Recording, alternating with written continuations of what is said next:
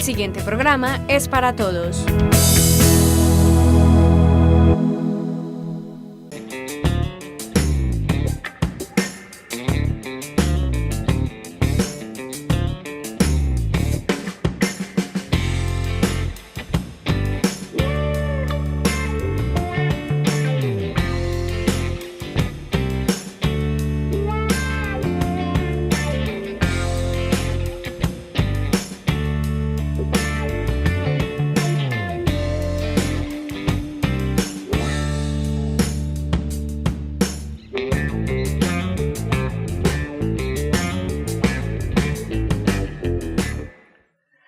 Televidentes del municipio de Andes, bienvenidos una vez más a Punto de Vista. En esta ocasión tendremos como tema central la ideación suicida. Hablaremos precisamente de esta característica que también se ha vuelto un poco común durante este año en el municipio de Andes, y para esto nos acompañan dos profesionales que vienen desde la Universidad Católica Luis Amigó, que nos estarán acompañando precisamente en el espacio y hablando de ese trabajo que también han estado guiando de la mano de la administración municipal. Bienvenidos, ellas son Sandra y John Jairo, bienvenidos. Hola Alejandro, mi nombre es Sandra Mejía, soy psicóloga, docente investigadora de la Universidad Católica Luis Amigó. Gracias Alejandro, bienvenidos y muchas gracias a todos los televidentes. Mi nombre es John Jairo García Peña, soy psicólogo, docente investigador de la Universidad Católica Luis Amigó en Medellín. Bueno, ahorita yo mencionaba precisamente que han estado acompañando el municipio de Andes en un proceso que ya lleva, si no estoy mal, 8 o 9 meses, donde han tenido un diagnóstico y algunos resultados. Entonces empecemos hablando cómo llegan ustedes desde la Universidad Luis Amigó al municipio de Andes para poder acompañar este proceso. ¿El municipio los buscó? ¿Ustedes tenían alguna red dentro de los municipios y decidieron elegir el municipio de Andes? ¿O cómo fue esa llegada para poder acompañar el municipio en esta etapa? Bueno, desde 2018 la Universidad Católica Luis Amigó inicia una propuesta de un proyecto de investigación sobre el comportamiento suicida. El proyecto tiene una propuesta de una atención integral e integradora del comportamiento suicida en dos frentes: el frente de la prevención, que toca con todo lo que es la psicoeducación, y el frente de la atención, que pretende dar un abordaje a la institucionalidad. Entonces, desde ahí se empieza a mirar en términos de prevalencia, es decir, ocurrencia más frecuente de este comportamiento en el departamento de Antioquia. Y ahí se escogen municipios que han tenido una alta prevalencia, entre esos entonces está el municipio de Andes. Pero también tenemos el proyecto en el municipio de La Unión, en el municipio de Envigado, en el municipio de Río Negro y acá con Andes. Sandra, ¿cómo es ese primer acercamiento con el municipio de Andes para poder empezar ese acompañamiento? Sí, Alejandro, inicialmente contactamos con la Secretaría de Salud, ¿cierto? Ese fue el primer contacto.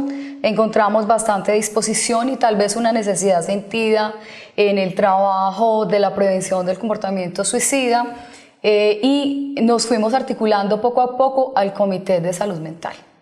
Dentro del Comité de Salud Mental tuvieron también la posibilidad de reunirse con otras instituciones, con actores importantes de otras instituciones. ¿Y cómo fue entonces empezar a trabajar de la mano de la iglesia, del hospital, de todas estas estrategias del municipio que van encaminados precisamente al tema de salud mental? Como es una problemática sentida y, como decías al inicio, cada vez más frecuente, porque no solamente es en el municipio de Andes, sino que hay una tendencia a nivel mundial de aumento del comportamiento suicida a nivel de la población, y hay que decir además que de manera muy particular en la población joven. Entonces este Comité de Salud Mental nos abrió las puertas y nos dio toda la acogida. Independiente del proyecto, el Comité de Salud Mental en Andes está compuesto por un equipo interdisciplinario, es decir, toda la institucionalidad local a nivel de salud y de protección y de justicia, y todas las áreas de apoyo, ramas de acción psicosocial de apoyo a la institucionalidad lo conforman. Entonces, desde ahí, como el comportamiento suicida también se considera una problemática multicausal, entonces tiene todo el lugar al Comité de Salud Mental. Y ha sido muy productivo porque justamente nos ha dado toda la posibilidad de trabajar desde la interdisciplinariedad. Dentro del trabajo realizado y la trayectoria que cada uno de ustedes tiene, ¿puede haber una hipótesis sobre por qué precisamente la población joven es la que tiende más a tener estas ideaciones suicidas o por qué son las que tienen más esos comportamientos suicidas? ¿Respondes o respondo? Sí, a ver, de alguna manera los factores de riesgo, y pensamos que hace parte como del desarrollo evolutivo y de la respuesta frente a las problemáticas que aparecen como a lo largo del desarrollo, surge, y John Jairo lo mencionaba, como un índice más alto en población entre 19 a 24 años, está en las estadísticas más altas. Sin embargo, pues estamos focalizados en distintos grupos etarios, pero parece ser que parte del desarrollo en ese ciclo evolutivo en ese periodo se complejiza en cuanto a los recursos personales que se pueden construir. En el municipio de Andes sigue siendo la población joven la que tiende a tener esta ideación, o también hay casos de personas ya adultas. Bueno, el comportamiento suicida, según la Organización Mundial de la Salud, y esto lo está denunciando hace ya más de 15 años, se va convirtiendo en la segunda causa de mortalidad a nivel mundial. Hay una prevalencia en los jóvenes, pero en general todos los rangos de edad del ciclo vital humano está afectado por el comportamiento suicida. Pareciera que hay un énfasis más grande en la población joven y en la población adulto mayor, pero ocurren eventos en toda la edad. Vos mencionabas de causales en la población joven, pero que uno podría también extenderlo a todo lo que es la población, la gente, las comunidades humanas, y es que tiene que ver con que en este momento contemporáneo que estamos asistiendo hay en gran medida una pérdida de sentido de la vida, y entonces cuando no se tiene un sentido de vida, eso tiende a desarraigarnos de la vida. Entonces, en gran parte, no solamente lo evidenciamos con la investigación que estamos realizando, sino en general todas las teorías que hablan sobre el suicidio nos están mostrando que la prevalencia, el énfasis, la ocurrencia de los eventos suicidas en este periodo, en este momento histórico, tienen que ver por esa pérdida de sentido. De alguna forma hay una tendencia actual a mucha superficialidad, a mucho materialismo, a conseguir las cosas de una manera muy fácil. La tecnología pareciera que también nos ha puesto un poco como banales con respecto a la existencia, y un poco todas esas son como las causales que están generando eventos suicidas. Y si nosotros entendemos esas causales en la población joven, pues se hace mucho más enfático, porque es un grupo etario que todavía no ha hecho construcciones que lo aferren a la vida, como las personas más adultas que sí tienen un trabajo, tienen ya una pareja, una familia. Entonces los jóvenes encuentran ese sinsentido en el contexto social que hacen que de alguna manera desde los valores que van construyendo tengan menos apego a la vida, y eso puede ser uno de los muchos motivos que están generando un aumento del suicidio. El contexto familiar, social también influye en gran parte pues con estas medidas. Ahí de pronto entonces la familia, ¿qué podría entrar a hacer en acompañamiento de pronto a los niños? Que recuerdo mucho una anécdota, una historia que contaba Sandra en la socialización de la ruta que tiene pues el municipio y las medidas que se van a tomar para el 2019, que un niño de 4 años pensaba y tenía la idea suicida porque sus padres vivían en maltrato. Entonces ahí como familia de pronto externa, tíos, abuelos, ¿qué podrían entrar a hacer para apoyar el niño? De hecho, si miramos desde la OMS, desde los distintos tanto factores de riesgo como protectores, la familia es fundamental.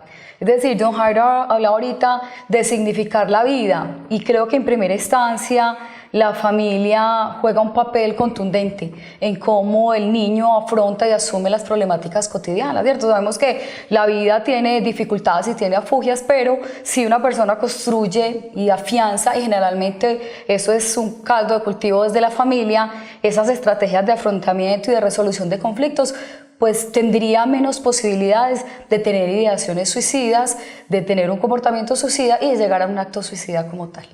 Y es fundamental, Alejandro, esa pregunta que haces, porque es que la familia sigue siendo el núcleo y sigue siendo el motor del desarrollo humano.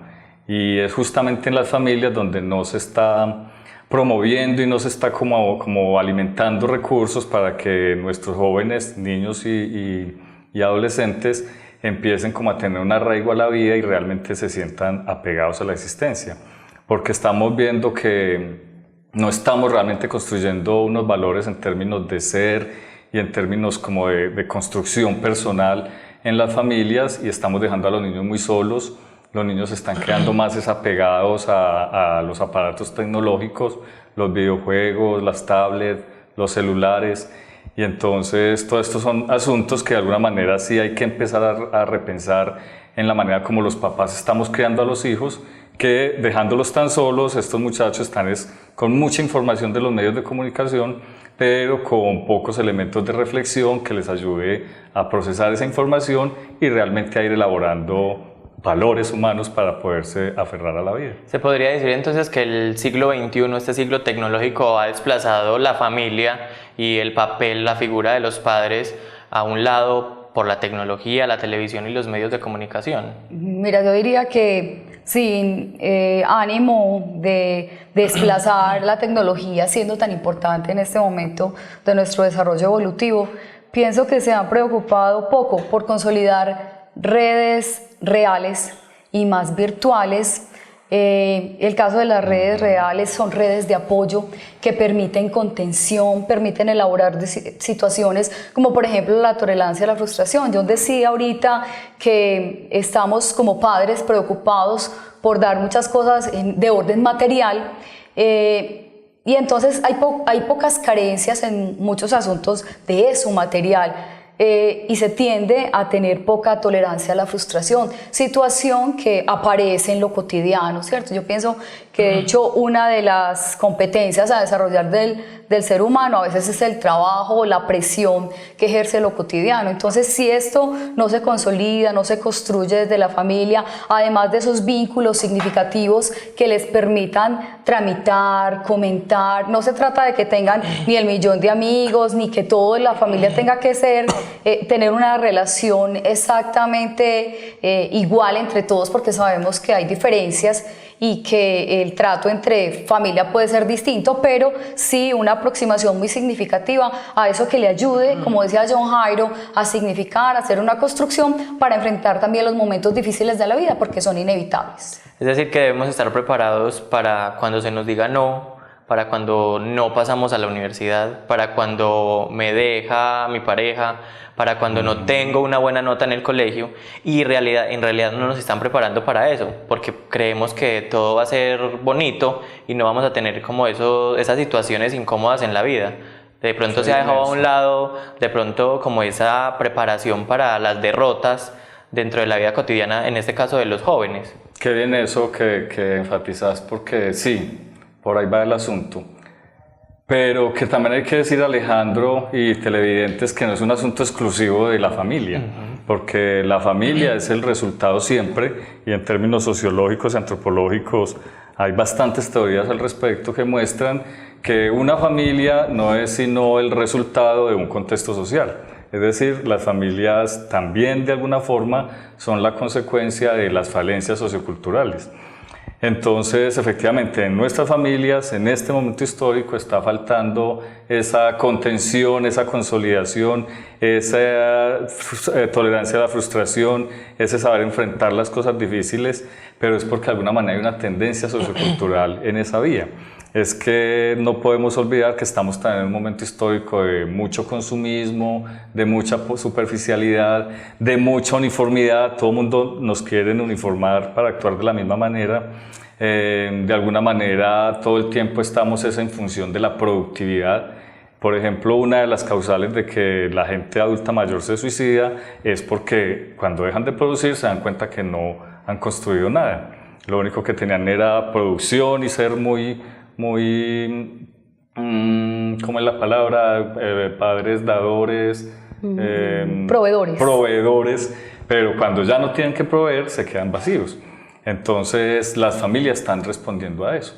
Y por ejemplo hay una tendencia contemporánea que también la psicología lleva algunas décadas ya estudiando, y es que en ese afán de la productividad y de la superficialidad y del consumismo, hay una dificultad muy grande en los padres actuales a ser autoridad, y es realmente la autoridad lo que nos permite ponernos en límite con respecto a los demás, y es la autoridad la que también, a pesar de una vez sentirse como papá incómodo y mal porque pone un control, un límite al hijo,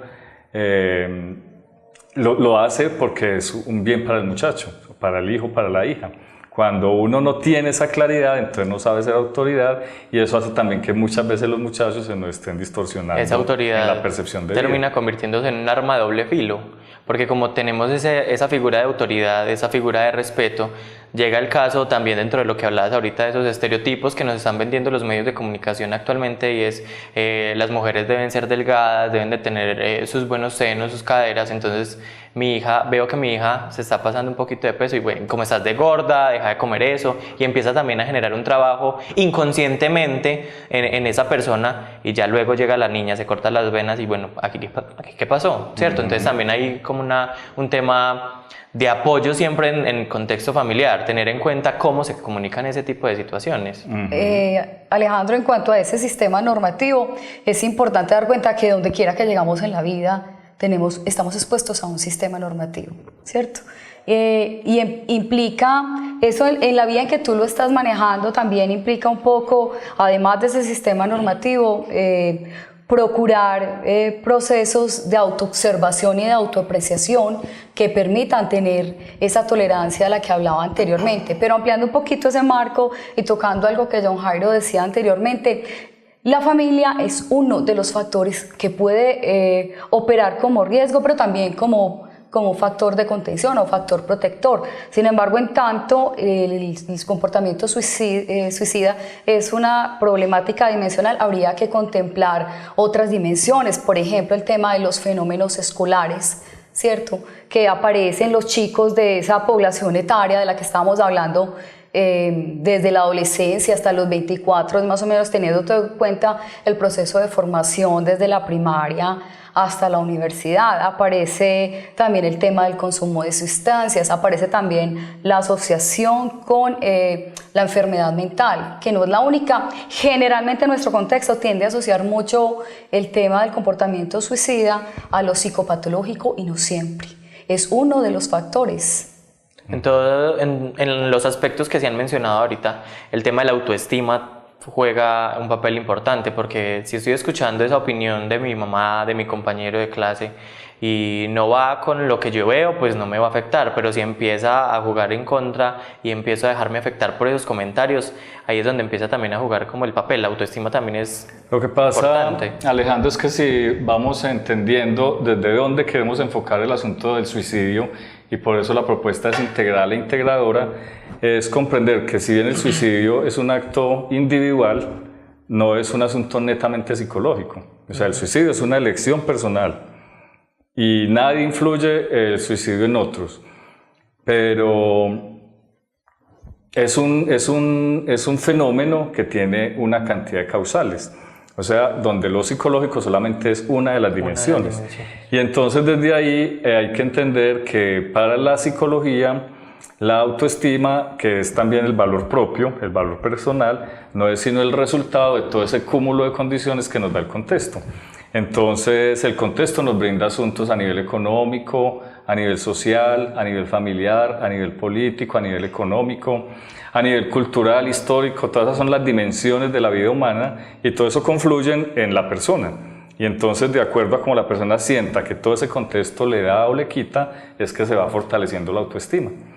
Si nosotros entendemos entonces el suicidio como un resultado de todas esas múltiples dimensiones, y que es un asunto personal, pero acaecido o favorecido por el contexto, ahí es donde tenemos que entender que el contexto en este momento nos está aportando muy poco. Y es desde ahí entonces que los muchachos, la gente en general, está tendiendo a quitarse la vida, porque sienten que el contexto no le aporta nada. Entonces efectivamente sí hay una baja autoestima, pero no es un asunto solo de amor personal, sino que es una estima que siente que como la vida no nos da nada, entonces la vida no vale nada. Entonces, cuando la vida no me vale nada, ¿qué importa morirme? Cuando entonces empezamos a estar insatisfechos de lo que nos está aportando el entorno, insatisfechos con lo que estoy haciendo con el entorno, y empiezo a no encontrarle sentido a mi lugar en el mundo, por decirlo de alguna manera. Exactamente, Sandra lo decía ahorita, me parece que muy bien. No es un asunto psicopatológico, no es un asunto de depresión, sino que es un asunto de perderle sentido a la vida, estar absolutamente insatisfecho y sentir que lo único que tenemos que es la existencia no vale nada. Y hay un asunto aunado y es el tema de las metas personales, es decir, cuando yo pierdo como ese horizonte o esa motivación en situaciones inclusive de lo cotidiano, es importante hacerse una pregunta, aproximarse a alguien, porque sí, y en el proyecto lo hemos conversado, es decir, el comportamiento suicida puede llegar a hacerse evidente, ¿cierto? Hay lectura de ciertas trazas, ciertas situaciones que permiten vislumbrar. Una de esas, y creo que a nivel personal, es esa como esa pérdida de sentido, de metas, esa poca satisfacción. Por eso muchas veces es equiparado a lo sintomático de una depresión, pero no siempre uno encuentra personas que no están depresivas, pero que empiezan a perder como un sentido en lo cotidiano, y desde ahí implica empezar a vislumbrar que algo está pasando con esta persona. ¿Qué características comunes puede haber dentro de las personas que empiezan a tener una ideación suicida? Bueno, importante nombrar que hablamos de hablamos de comportamiento suicida y no de suicidio, porque justamente el comportamiento suicida es un proceso. Es un proceso que empieza con la ideación, o sea, las ideas, los pensamientos, pero generalmente eso se va transformando en un plan. Ya la gente empieza mentalmente a elaborar cómo se quiere hacer, desde el método hasta las consecuencias y cómo va a dejar en términos de bienes materiales y vínculos sociales y afectivos, cómo va a quedar el mundo sin él, hasta después de toda esa elaboración del plan, pues ya llegar al intento, que el intento puede generar en el suicidio o en alguien sobreviviente del suicidio, pero el hecho es que ya hay todo ese plan. O sea, no todo el que intenta suicidarse se suicida, pero con toda seguridad que el que se suicidó sí pasó por todo ese proceso que llamamos el comportamiento suicida, ¿cierto?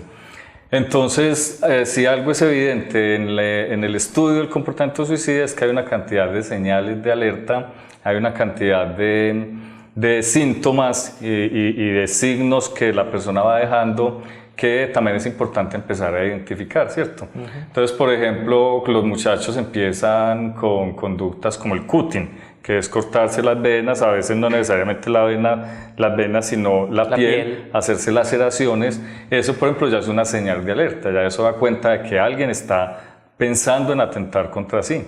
La gente empieza a hacer mención: yo no vale la pena vivir, yo para qué vivo. Perdón, con el cutting muchas personas, y lo he escuchado también en algunos contextos, es como lo está haciendo por llamar la atención. Ese tipo de comentarios tiene que dejarse a un lado porque debemos prestar precisamente atención a que mi hijo, a que mi sobrino o a que la compañera de estudio de mi hijo está haciendo ese tipo de prácticas. Hay que prestarle atención sin importar que sea un aspecto. A mí me parece fundamental a los papás que nos estén oyendo hacer énfasis en eso, que cualquier conducta, cualquier comportamiento, cualquier expresión humana siempre es un llamado de atención. Y hemos tendido en esta era de trivializar lo afectivo y de trivializar la expresión de emociones, el asunto de que el llamar la atención es un asunto sin sentido. Y entonces muchas veces los papás, ante la pataleta del niño o ante la queja del niño o el reclamo del adolescente, simplemente hacen oídos sordos porque dicen es por llamar la atención. Y realmente tenemos que prestar atención a los llamados de atención, porque si alguien que amamos nos pide un auxilio, nos está pidiendo una atención, yo creo que amerita prestarles atención. Entonces siempre es un llamado de atención, no trivialicemos eso. Porque si alguien nos está llamando la atención es porque algo internamente le está pasando. Y a veces, Alejandro, lo único que una persona con ideaciones suicidas necesita es eso, que le presten atención. Cuando a una persona se le presta atención, eso le da la posibilidad de que ella resignifique, reflexione, y cuando uno reflexiona puede empezar a encontrarle sentido a eso que tiene. Porque el sentido no se tiene, el sentido se construye. Y uno construye el sentido, es en el diálogo y en el que me presten la atención, en yo darme cuenta que soy importante para el otro, que tenemos cosas juntos.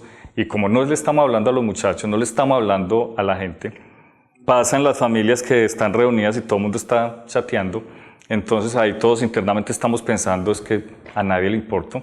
Si en vez de estar chateando conversamos, nos miramos a los ojos, nos damos un abrazo, le decimos al otro, no necesariamente así sea una fecha especial, que eso es importante para mí y que qué bueno que estemos juntos, eso me ayuda a construir sentido. Si ven que entonces cuando hablamos de suicidio no podemos estar hablando de muerte, de lo que tenemos que empezar a hablar es de vida, y que construir sentido a la vida es empezar a fortalecer lazos afectivos. Entonces por eso hay que prestar atención cuando nos hacen llamado de atención. Te decía que estadísticamente está comprobado que más o menos entre el 70 y el 75% de las personas que cometen suicidio han manifestado a alguna persona cercana su deseo de hacerlo.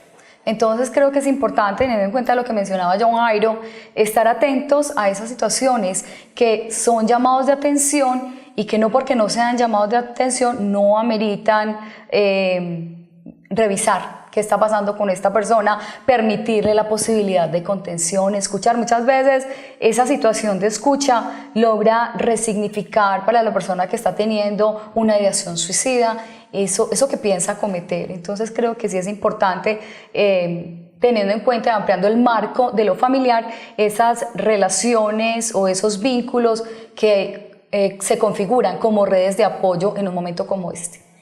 Entonces mencionábamos ahorita el tema del cutting, ¿es que se llama? El tema de decir y manifestar en algún momento estoy cansado con mi vida, qué pereza, todo ese tipo de comentarios. ¿Qué otras señales podemos como mencionar para que las personas que nos están viendo las tengan presentes en sus hogares? Por ejemplo, la gente empieza a hacer planes que a los demás les resultan extraños. Por ejemplo, un muchacho joven dejando listos los bienes que tiene. Eso, por ejemplo, es una señal bien llamativa. Alguien que, sin ser todavía momento de morir, se está pensando ¿a quién le voy a dejar los bienes, ¿cierto? Bueno. Por ejemplo, dejar notas escritas. A veces en una servilleta está dejando una nota como un adiós, una despedida. Pero también es bien llamativo que a veces puede convertirse en una señal de alerta, un cambio de ánimo en lo opuesto. Alguien que es más bien calmadito, que es como tranquilo, de pronto un día aparece muy exacerbado, muy maníaco, como demasiado contento, o al contrario, alguien que ha sido muy contento se empieza a ver demasiado apagado, demasiado decaído. Ambos comportamientos Ambos extremos pueden ser señales. Lo que las personas pueden pensar es como si es alguien pasivo, calmado y está contento, no, chévere porque está cambiando de actitud y es mejor, pero también entonces es una señal que debe llamar ahí la atención de las personas que lo rodean. Sí, eso acompañado como situaciones como despedidas, como decía Jen ahorita, el legar sus pertenencias, y decir, ve Alejandro, te voy a regalar esta película de Xbox que me encanta y que no la soltaba, ¿cierto? Son situaciones llamativas, el cambio de estados de ánimo, las despedidas, cosas que sean como fuera de lo común y que identifiquen algún cambio o alguna situación como sintomática en quien está presentando una ideación suicida. ¿Alguna otra señal de pronto que se pueda mencionar y que sea como entre las comunes? Lo que pasa es que, y a nosotros, por ejemplo, en el proyecto de la universidad nos interesa mucho que cuando hablamos de suicidio no enfatizar tanto ni en los métodos de ocurrencia ni en esas señales de alerta que hagan que la gente se mantenga alerta, valga la redundancia, de lo que implica el suicidio, sino que más bien empecemos a fortalecer el asunto de la promoción. Por eso desde el proyecto que es Integral e Integrador, lo que nos interesa es empezar a fortalecer valores y empezar a promover convivencia y lazos emocionales y lazos sociales. Sandra ha hecho harto énfasis en el asunto de las redes de apoyo, porque es que de verdad eso es otro asunto que está ocurriendo. Cada vez tenemos menos redes, la gente cada vez se está sintiendo más sola. Es un momento histórico donde no conocemos al vecino, trabajamos con la gente y no los tratamos, pasamos por encima de la gente que hace años conocemos y no los saludamos. O sea, hay una cantidad de condiciones sociales que están impidiendo las redes de apoyo, que anteriormente era un asunto que era muy fortalecido en nuestras comunidades. Los campesinos inclusive todavía hoy pasan lejanos los unos de los otros y se saludan y se conocen. y no vivían pegados los unos con los otros. Hoy en día vivimos puerta a puerta y no conocemos a la gente.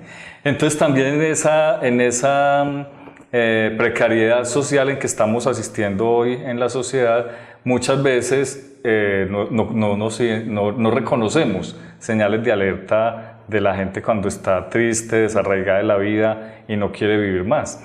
Pero también hay un peligro en yo empezar a estar pendiente solamente de señales de alerta sin fortalecer lo demás.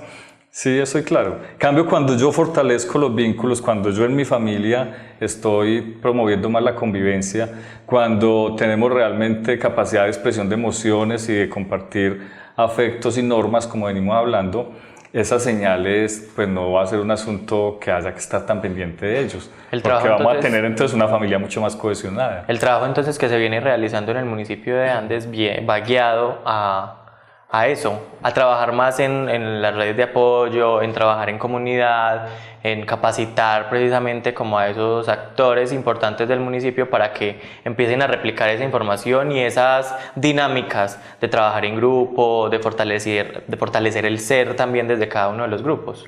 De hecho, estamos trabajando en establecimiento de redes. Al inicio, interinstitucionales, hemos tenido muy buena respuesta, mucho apoyo. Primero, la Secretaría de Salud pues, ha sido un punto fundamental, pero hemos articulado ya todo lo que es hospital, bomberos, Cruz Roja, todas las instituciones educativas tienen representación educativa en el trabajo que venimos haciendo. Y este semestre o este año en particular, porque como decía John, el proyecto está tasado a 3 fases, esta es la primera fase. Entonces se ha logrado toda esa articulación de justicia, protección, educación y salud, pero la proyección para el próximo semestre también es empezar a incorporar a la comunidad y empezar a hacer participación ciudadana en proyectos, es decir, a expandir como el trabajo que hemos hecho inicialmente con el Comité de Salud Mental, después con todos los sectores, ¿cierto? Los actores que tienen que estar involucrados de alguna manera en la problemática y el próximo año empezar a articular toda la población en general, más porque se realizó la construcción de una ruta de atención específica, adecuada como a la realidad andina y que seguramente habrá que socializar a todos los niveles. Dentro de esa ruta, factores importantes que estén vinculados de pronto, John, para mencionar, o si podemos contar la ruta también en este espacio para que las personas la tengan clara. Bueno, el día de hoy que estuvimos haciendo ya cierre de esta fase, gestión 2018, que como decía mi compañera, estuvimos todo el año trabajando con la institucionalidad, ya dejamos esa ruta esbozada y esa ruta pretende trabajar toda la institucionalidad local. Como venimos hablando de que el suicidio es un asunto de muchas causales, entonces también implica que muchos sectores de la institucionalidad deben de hacer parte. Es fundamental que estén los docentes desde la parte educativa, es fundamental que estén todos los actores de salud. Entonces, actores de salud hablamos de los médicos que hacen la atención primaria, pero también la secundaria y la terciaria, de los auxiliares de salud, promotores sociales, enfermeros, también del profesional de apoyo psicosocial, entonces son los psicólogos, los trabajadores sociales, pero también nos interesa que esté una rama fundamental en nuestros contextos, que es todo lo que tiene que ver con la iglesia, llámese iglesia católica u otras tipos de religiones que sirven de apoyo espiritual a las comunidades, porque por ejemplo ese es otro asunto que es fundamental abordar a la hora de hablar del comportamiento suicida, el asunto de lo trascendente. Parte de estar perdiendo sentido a la vida es porque estamos encontrando una cantidad de falencias con respecto a la fe, ¿cierto? Entonces también los actores religiosos nos sirven como apoyo a esta problemática. El hecho es que en el Comité de Salud Mental hemos tenido un gran apoyo de la iglesia. Mi compañera hablaba de Cruz Roja y de bomberos. O sea, miren, son todos estos actores los que realmente están sirviendo como apoyo, y ahí es donde al inicio les contábamos, estamos prestando asesoría de asistencia técnica a ellos como servidores públicos. ¿Qué esperamos en el año entrante? Ya empezar a trabajar con la comunidad de base. Entonces ahí queremos ir a los compos, ahí queremos ir a los grupos juveniles, queremos ir a los grupos gerontológicos de la tercera edad. no sé, grupos A los los colegios, colegios, a los padres. de hecho, en este segundo semestre Ya del estuvimos en 2018 uno. tuvieron la posibilidad de tener un acercamiento con la institución educativa San Juan de los Andes, luego de un episodio precisamente que se vivió en estas instalaciones, para hablar precisamente con docentes y estudiantes, ¿o solo fue con docentes? Fue con los docentes en la semana de receso de los estudiantes y fue una actividad de mucha acogida. Nos acompañaron 35 docentes de la institución educativa y se hizo un taller muy significativo acerca de señales de alerta del comportamiento suicida. Justamente como es una problemática de alta prevalencia, coincidía en que los docentes, que son quienes están todo el tiempo trabajando con los muchachos, evidenciándonos, dando cuenta de que es una problemática que realmente va en aumento y que se está convirtiendo en una cotidianidad de la institución. Entonces, el año entrante queremos volver a la institución educativa San Juan de los Andes, pero queremos ir a otras instituciones educativas que nos permitan ese ingreso y poder empezar a hacer formación ciudadana a los docentes, a los muchachos, en términos de esta problemática. En realidad ellos se vuelven multiplicadores de la ruta, entonces es una población creo que de alto impacto y muy significativa para el trabajo. Retomando un poco lo que decía John de la iglesia, pues damos cuenta que en buena medida ellos son receptores de buena parte de la ideación suicida, ¿cierto?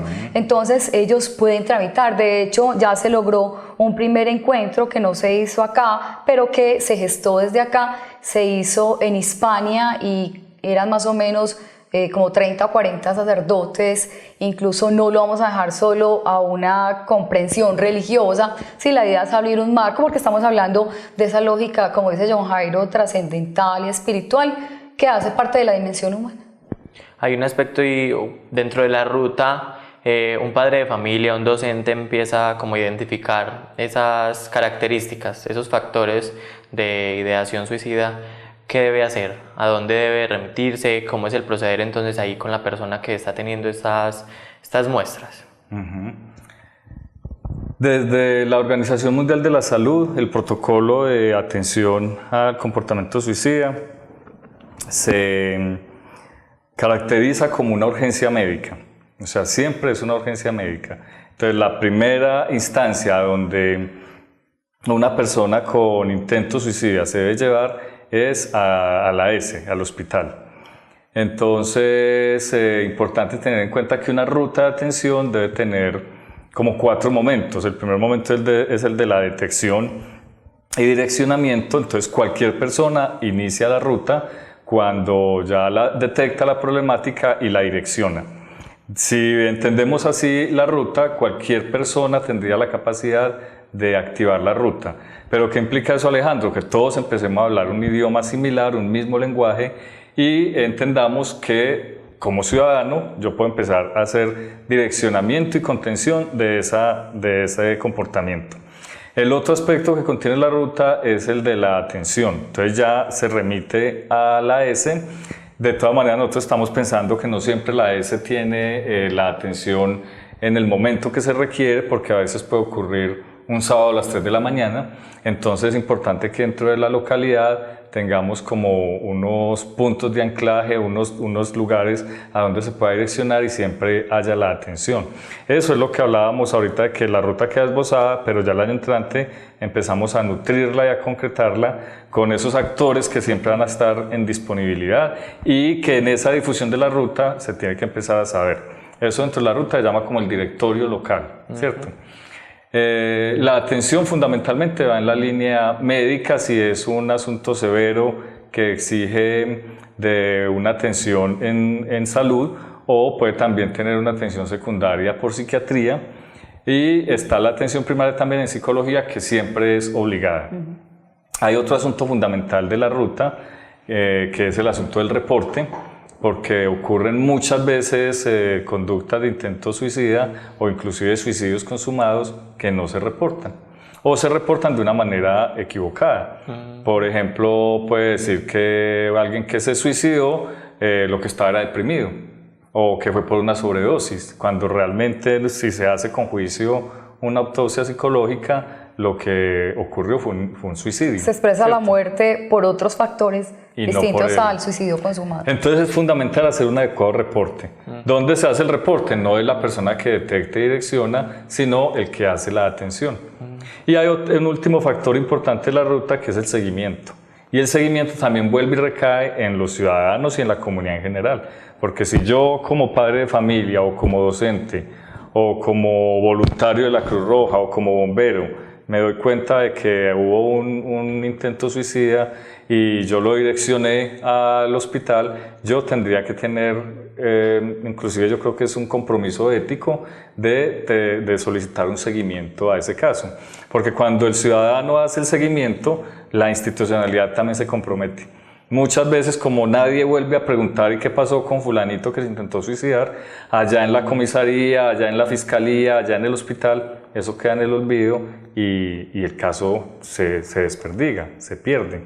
Entonces es importante hacerle seguimiento. Cuando yo como ciudadano estoy preguntando por el caso, también estoy haciendo que el comisario, que el médico esté al pendiente y realmente en ese seguimiento se haga una adecuada contención. Entonces los ciudadanos del común tenemos mucho por hacer con respecto a la activación de esa ruta.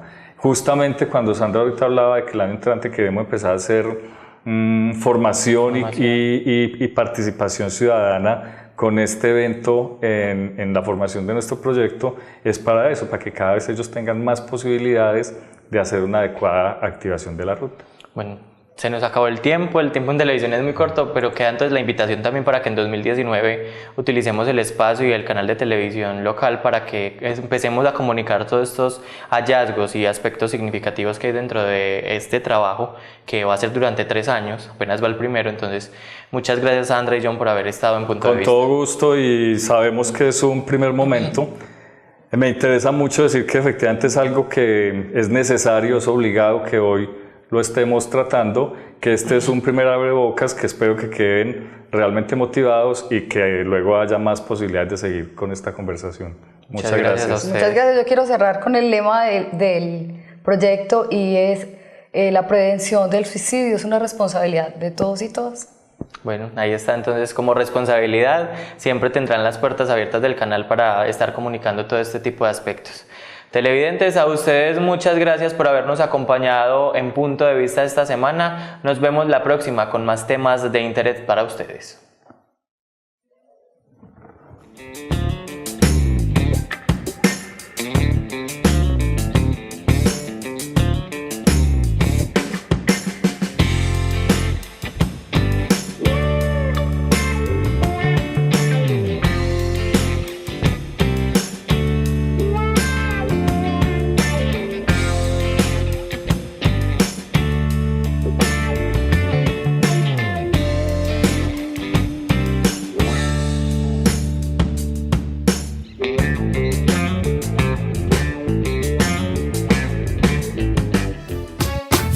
AUPAN, la televisión de los andinos.